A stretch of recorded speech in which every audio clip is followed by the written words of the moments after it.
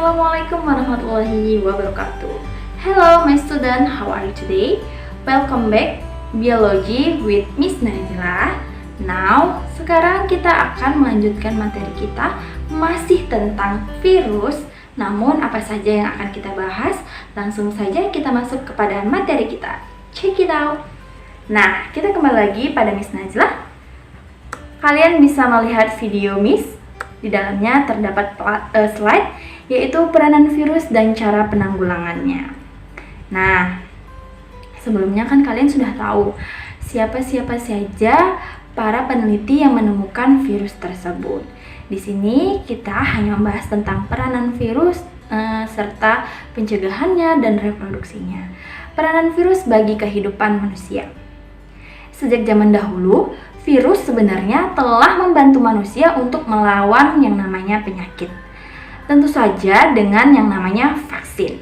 Nah, kita semua akan mungkin pernah menerima vaksin itu waktu masih kecil. Vaksin seperti vaksin polio, campak, dan cacar sebenarnya adalah virus yang telah mati atau dilemahkan yang disuntikkan ke dalam tubuh manusia.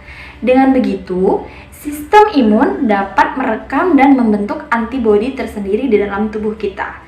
Jadi, ketika tubuh terangsang virus yang sama, sistem imun sudah siap untuk menyerang dan mematikan virus tersebut. Jadi, imun dalam tubuh kita itu melawan datangnya virus yang datang setelah kita disuntikan oleh vaksin. Nah, tidak hanya itu. Ilmuwan juga menemukan cara untuk melakukan pengendalian terhadap kanker menggunakan yang namanya virus.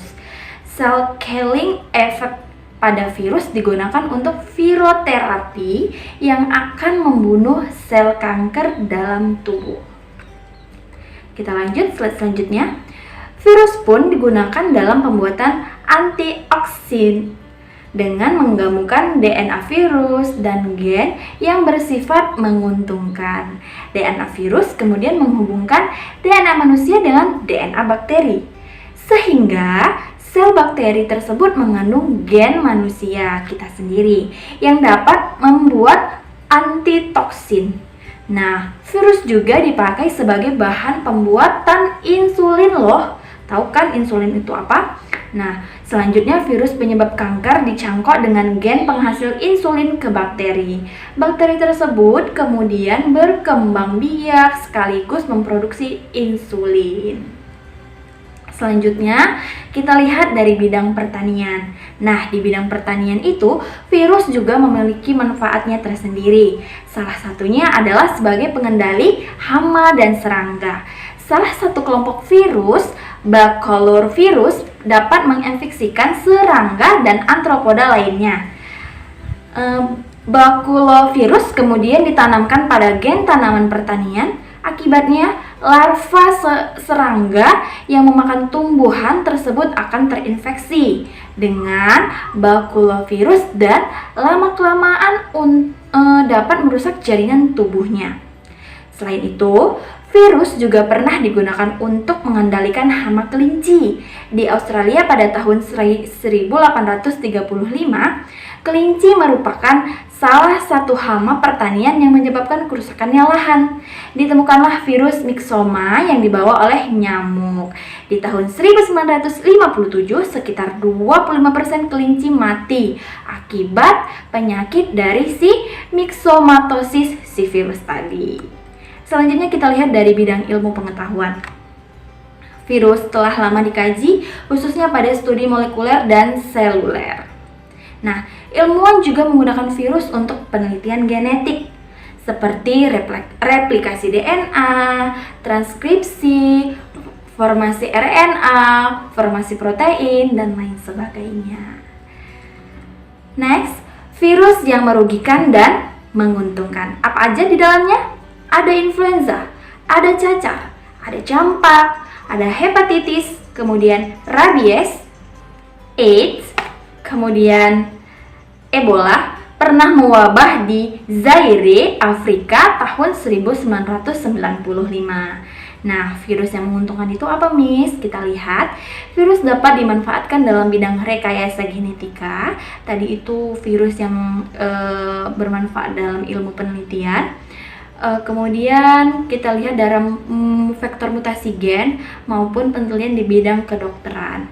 Nah, virus yang menguntungkan itu juga ada yang namanya virus digunakan untuk memproduksi interferon, berfungsi untuk mencegah replikasi virus di dalam sel hospes.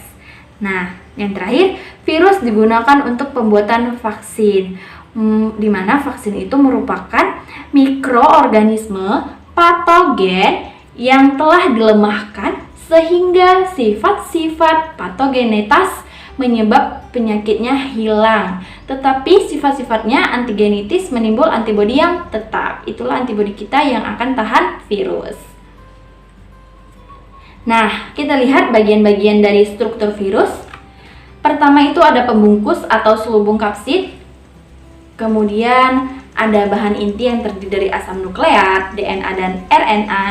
Kepala tersusun atas nukleokapsida terbentuk polihedral atau segi banyak. Pada beberapa virus, bagian sebelah luar dari kapsid ditemukan adanya selubung virus atau envelope atau membran yang menyelubungi kapsid yang berasal dari membran inang. Kita lihat bagaimana cara pencegahannya. Nah, pencegahan yang pertama, tutuplah hidung kamu dan mulut dengan tisu saat batuk atau bersin dengan tisu atau sapu tangan saat bersin. Buang tisu ke tempat sampah. Nah, cuci tangan dengan sabun dan air, terutama setelah batuk atau bersin. Jika bisa juga digunakan tisu atau alkohol atau hand sanitizer. Hindari kontak dengan penderita flu. Jika sakit, hendaknya tetap berada di rumah saja. Jangan sentuh mata, hidung, atau mulut. Virus menular lewat bagian tubuh tersebut. Nah, berikut kita mengetahui nama virus dan penyakit yang ditimbulkannya. Virus DNA, di situ ada poxvirus, campak, cacar, dan lain sebagainya. Herpes virus, adenovirus, papovirus. Kalian bisa melihat pada tabel slide, Miss. Nah, virus yang ditimbulkan dari virus RNA itu ada paromyxvirus, myxovirus, retrovirus. Nah, di situ ada influenza, tumor kelenjar susu, leukemia, AIDS, dan lain sebagainya. Kalian bisa melihat secara lengkap pada tabel slide, Miss. Oke, selanjutnya kita mengenal reproduksi dari virus. Reproduksi dari virus hanya terjadi dua tipe atau dua tahap. Virus menunjukkan ciri kehidupan yaitu reproduksi dalam sel organisme. Sel tempat organisme disebut dengan sel inang. Maka virus dapat hidup secara parasit, ya. Maka cara reproduksi virus itu hanya terdiri dari dua tahap saja. Yang pertama litik dan yang kedua adalah lisogenik. Nah, tahap pertama siklus litik mempunyai 5 tahap, yaitu tahap adopsi atau penempelan pada inang, penetrasi, sintesis, pematangan, dan lisis. Nah, pada slide yang Miss tampilkan, kalian bisa melihat gambar proses dari tahapan perkembangbiakan virus secara litik. Oke, selanjutnya siklus lisogenik atau tahap yang kedua, siklus lisogenik. Kalian bisa melihat pada tabel slide di mana perkembangbiakannya itu dimulai dari yang namanya, nah itu dia. Oke, selanjutnya, nah yang kedua itu tahapan atau siklus dari lisogenik. Kalian bisa melihat gambarnya pada slide, Miss. Oke. Thank you for watching. Kalau ada yang ingin dipertanyakan atau kurang jelas, kalian bisa menghubungi atau bertanya langsung via grup e-learning kita.